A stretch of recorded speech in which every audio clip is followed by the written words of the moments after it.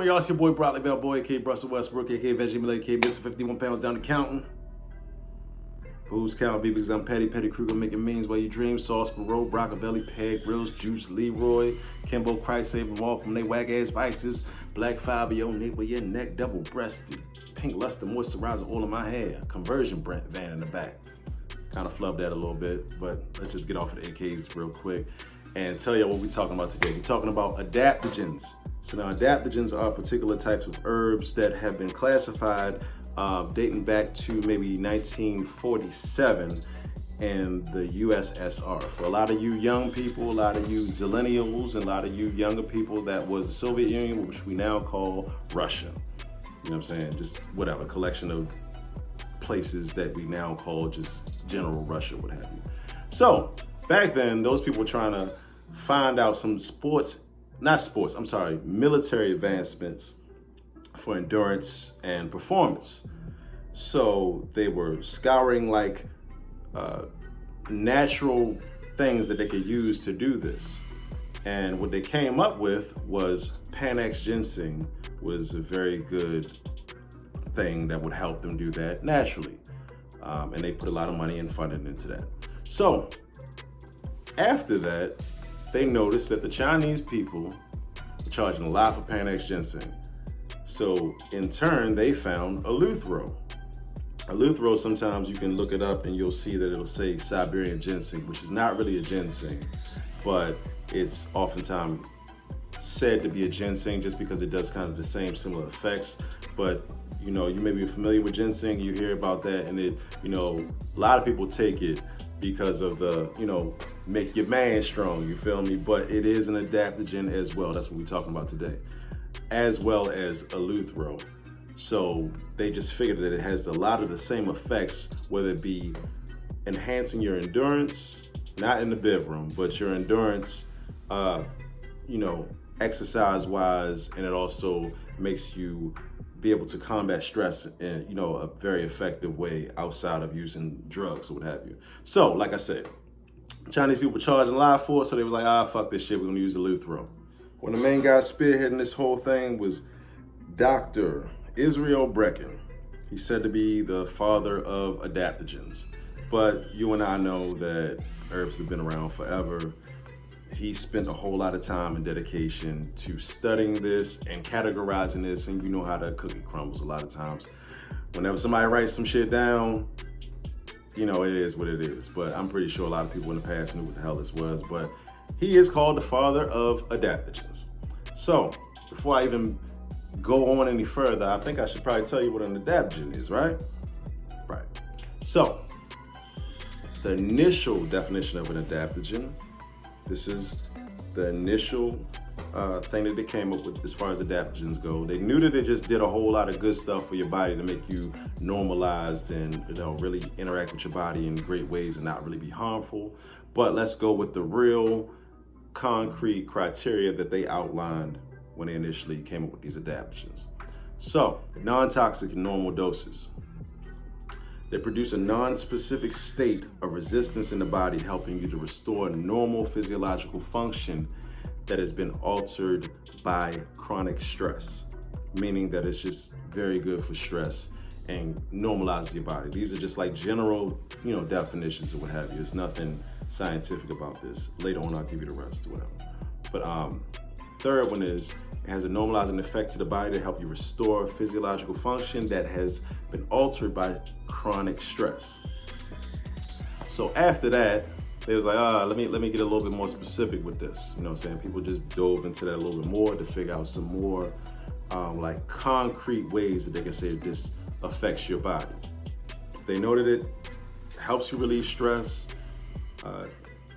Pretty much it helps you relieve stress, and it's non-toxic to your body. Like, you just not gonna just take an adaptogen a la elderberry, Maca Root, schizandra, ginseng, what have you, and it be like, oh my God, I'm about to die because I took this or whatever. No, it's just, you know what I'm saying? It's just not gonna have any adverse effects unless you, like anything you take, if you take a whole bunch of it, of course, it's gonna throw a lot of stuff off balance. But generally, if you take these, then you good to go.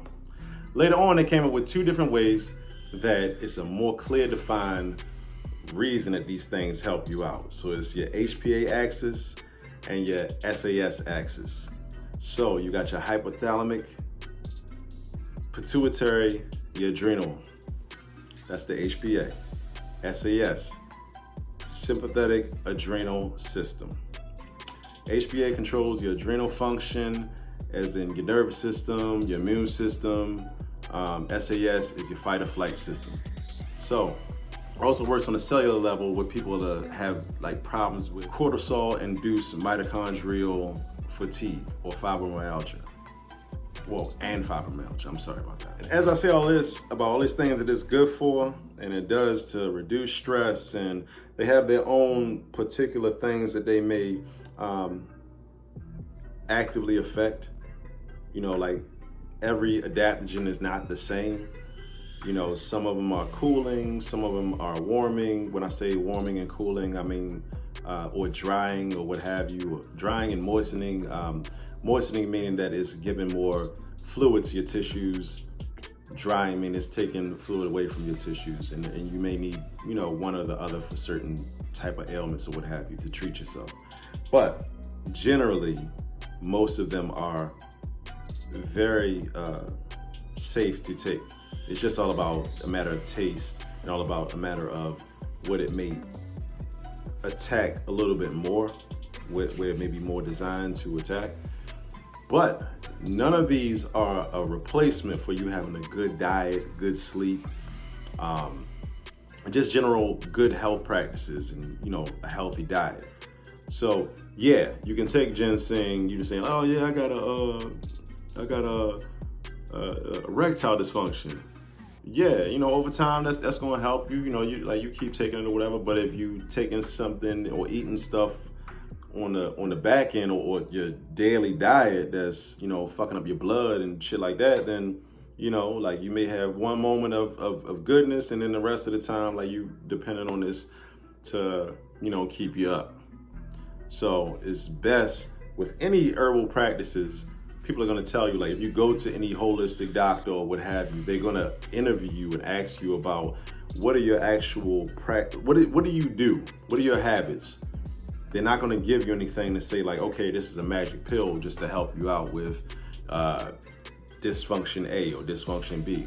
But I just wanted to share the whole adaptation thing with y'all, because like a lot of things that I talk about on here are adaptogens. You know, I do dabble into other things that are not adaptogens, but I do tend to, you know, gravitate towards a lot of these just for the, you know, just like a natural stress relief and a natural balance in my body, you know. So, matter of fact, got some Maca Root right here, you know what I mean? Got it in the pure raw, y'all. But anyway, got some Maca Root right here, you know, just taking that just to really, you know, relax or what have you, you know what I mean? Like, I'm not against anybody smoking weed or whatever for that, you know, that benefit or what have you, but just a good general practice, not a good general practice, but something that's gonna help you out without it being like something that's like, you know, it's not clear lines if it's legal or illegal. Like you would probably do something like adaptogens if you are like, let's say you're studying for a test, you're jet lagged, or you can't like kind of get your sleep schedule together, or you can't get your energy together. You know, it's a good way to balance yourself out. Like these things are always gonna pretty much balance you out. They're gonna work towards balancing out the thing that you need in your body. They're gonna work harmoniously with your hormones and how you, like what you're kind of lacking hormonally and in that whole spectrum of hypothalamus, pituitary, adrenal, and fight or flight. You know what I mean? Like sometimes your nervous system may be stretched to a point of, I'm just going crazy, and you can't figure out a good way to get it balanced without drinking or fucking smoking some weed or something, or just doing some scandalous shit, you know what I mean, on the internet or out in the streets, you know what I mean? So like, yeah, you know what I mean? Just take your little sip of something, cool back, relax out, and shit, if you got time, you know, watch some Herbsday on YouTube or on Instagram, because I'm there for you. It's Broccoli Balboa signing out. Love y'all. Peace. Bong.